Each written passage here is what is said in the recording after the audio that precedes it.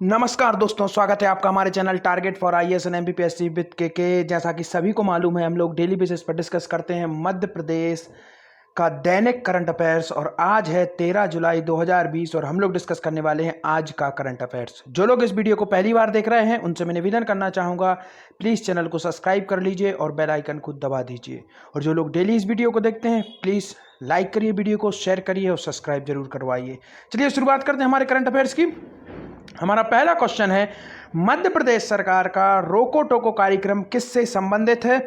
आपका option number 1 है mask लगाने से संबंधित है, आपका ऑप्शन नंबर 2 है खुले में शौच से संबंधित है, या महिला शिक्षा से संबंधित है, या स्वच्छ भारत अभियान से संबंधित है। तो इसका राइट आंसर है आपका मास्क लगाने से संबंधित है। जी हाँ, मास्क लगाने से संबंधित यह योजना मध्य प्रदेश गवर्नमेंट द्वारा शुरू की गई है। इसके अंतर्गत विभिन्न प्रकार के स्व सहायता समूहों के माध्यम से लोगों को टोका जाएगा। जो भी सार्वजनिक स्थल है जहाँ पर कोई भी व्यक्ति अगर बिना मास्क के नजर आता है, उसे टोका जाएगा।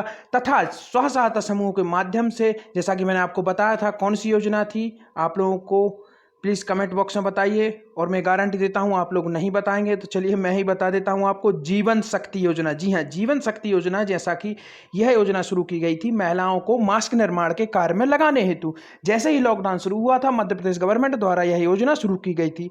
इस योजना के अंतर्गत क्या हुआ था, एक तो मास्क की आपूर्ति हुई, साथ ही साथ महिलाओं के जो स्व सहायता समूह थे उन्हें रोजगार की प्राप्ति हुई। तो इसी योजना के तहत जो महिलाओं ने मास्क का निर्माण किया है, वह उनका क्या होगा, किस तरीके से इस योजना से लिंक होंगे, ये आप देखिए। जो हमारी रोको टोको कार्यक्रम शुरू किया गया है, इस कार्यक्रम में जीवन ज्योति के अंतर्गत, जो जीवन शक्ति के अंतर्गत जो भी मास्क बने हुए हैं, इनको लोगों को वितरित किया जाएगा। और इसका कॉस्ट क्या होगा, इसका कॉस्ट होगा लगभग 20 रुपए। जी हाँ, लगभग 20 रुपए में यह हर व्यक्ति को दिया जाएगा जो सार्वजनिक स्थल पर मास्क नहीं लगाए होगा, तथा उसे रोका जाएगा एवं टोका जाएगा। इसीलिए इस योजना का नाम है रोको टोको योजना। चलिए देखते हैं, हम यहां तो रोकेंगे नहीं, कोरोना वायरस से संबंधित जो भी अभी तक अभियान आए हैं उनसे हम यहां पर डिस्कस करेंगे। तो जीवन शक्ति योजना, जैसा कि आपको मैंने बता दिया, साथ ही साथ किल कोरोना वायरस अभियान। अभी तक आई होप आप लोगों को यह रट गया होगा, आप लोगों के दिमाग में यह टोटली सेट हो गया होगा। 1 जुलाई को यह शुरू हुआ था, भोपाल से यह शुरू हुआ था, तथा मध्य प्रदेश के पूरे जिलों में यह पहुंच चुका है। चलिए देखते हैं कोरोना मृत्यु दर। जैसा कि मैंने आपको कल बताया था, मध्य प्रदेश की कोरोना मृत्यु दर काफी नीचे आ गई है, लगभग 1.17%। जी हाँ, लगभग 1.17% यह बची हुई है। चलिए देखते हैं थर्ड क्या है। किल कोरोना वायरस के अंतर्गत अभी तक जो किल कोरोना वायरस अभियान चल रहा है, 1 जुलाई से शुरू हुआ था, भोपाल से शुरू हुआ था यह अभियान।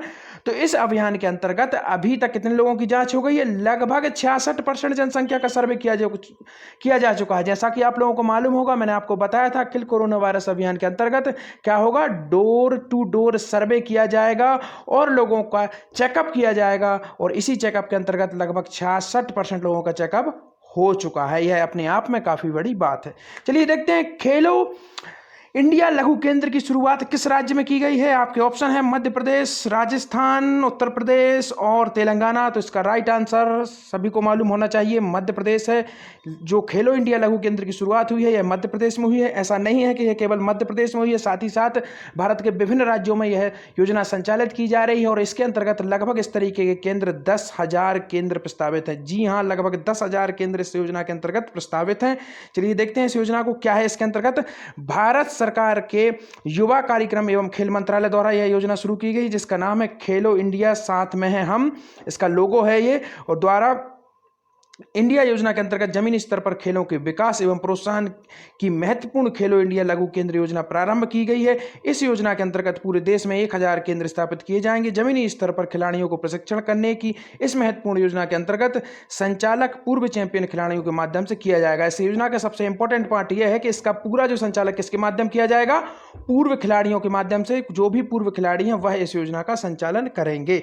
चलिए आते हैं हमारे नेक्स्ट क्वेश्चन पर। मध्य प्रदेश राज्य उपभोक्ता आयोग द्वारा एक दिन में सर्वाधिक कितने अवार्ड पारित करके रिकॉर्ड बनाया गया है? ये अभी तक का मध्य प्रदेश उपभोक्ता आयोग का रिकॉर्ड है। आपके ऑप्शन है 33 लाख अवार्ड पारित किए हैं, 22 लाख, 12 लाख, या इनमें से कोई नहीं। इसका राइट आंसर है आपका ऑप्शन नंबर 1, लगभग 33 लाख अवार्ड पारित कर मध्य प्रदेश उपभोक्ता आयोग ने एक दिन में अपना खुद का ही रिकॉर्ड तोड़ दिया है और एक अनोखा रिकॉर्ड प्रदर्शित किया है। चलिए देखते हैं क्या है इसके अंतर्गत।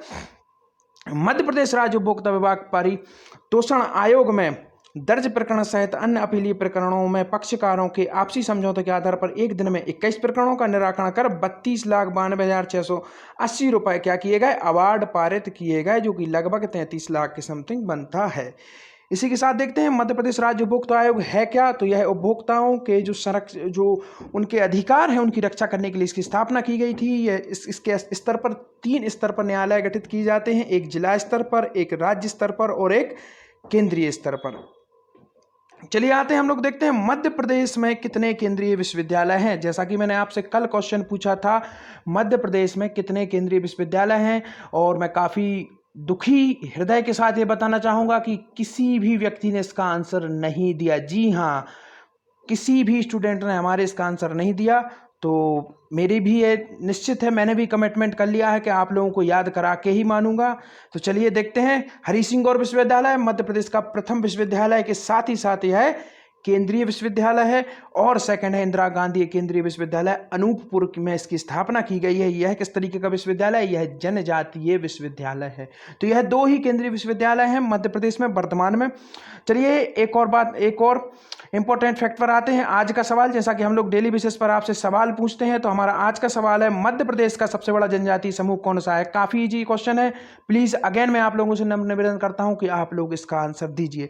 इसके साथ ही साथ मैंने आपसे कहा था कि जो बची हुई यूनिवर्सिटीज़ हैं, जैसे कि हमने कल देखा था काफ़ी सारी यूनिवर्सिटीज़, और उसमें बहुत अधिक यूनिवर्सिटीज़ छूट भी गई थी। तो मैंने कहा था आप लोग बताइए, नहीं तो मैं बता दूंगा, मगर आप लोगों ने नहीं बताया। और जैसा कि मेरा उद्देश्य है, मैं आप लोगों को रटा के मानूंगा ही। तो चलिए शुरुआत करते हैं। हमारी जो यूनिवर्सिटीज़ हैं उनके बारे में देखते हैं। डॉक्टर हरि सिंह गौर विश्वविद्यालय, जैसा कि सभी को मालूम है, केंद्रीय विश्वविद्यालय 1946 में यह स्थापित हुआ था। सेकंड है रानी दुर्गावती विश्वविद्यालय, जबलपुर में यह स्थित है। इसकी स्थापना हुई थी 1957 में। विक्रम विश्वविद्यालय, यह कहाँ पर है? उज्जैन में है। इसकी स्थापना हुई थी 1957 में। जीवाजी राव विश्वविद्यालय ग्वालियर में स्थित है। इसकी स्थापना कब हुई थी? 1964 में। And then come Devi Ahilyabai विश्वविद्यालय, यह कहाँ पर है? जैसा कि सभी को मालूम होना चाहिए, इंदौर में, और इसकी स्थापना कब हुई थी? 1964 में हुई थी इसकी स्थापना। आके देखते हैं बचे हुए विश्वविद्यालय। जवाहरलाल नेहरू कृषि विश्वविद्यालय, जैसा कि मैंने आप लोगों से पूछा था मध्य प्रदेश का प्रथम कृषि विश्वविद्यालय कौन सा है, तो मित्रों यही वो प्रथम कृषि विश्वविद्यालय है मध्य प्रदेश का। 1964 में इसकी स्थापना हुई थी। जवाहरलाल नेहरू विश्वविद्यालय जबलपुर में स्थित है। साथ ही साथ आपको एक और इंपॉर्टेंट इन्फॉर्मेशन देना चाहूंगा। जवाहरलाल नेहरू विश्वविद्यालय एक दिल्ली में भी है, जो कि काफ़ी प्रतिष्ठित विश्वविद्यालय है। और हर साल जो रैंकिंग बनाई जाती है विश्वविद्यालयों की, उसने इस वर्ष 2020 के वर्ष में भी टॉप किया है जवाहरलाल नेहरू विश्वविद्यालय दिल्ली ने, ना कि इसने।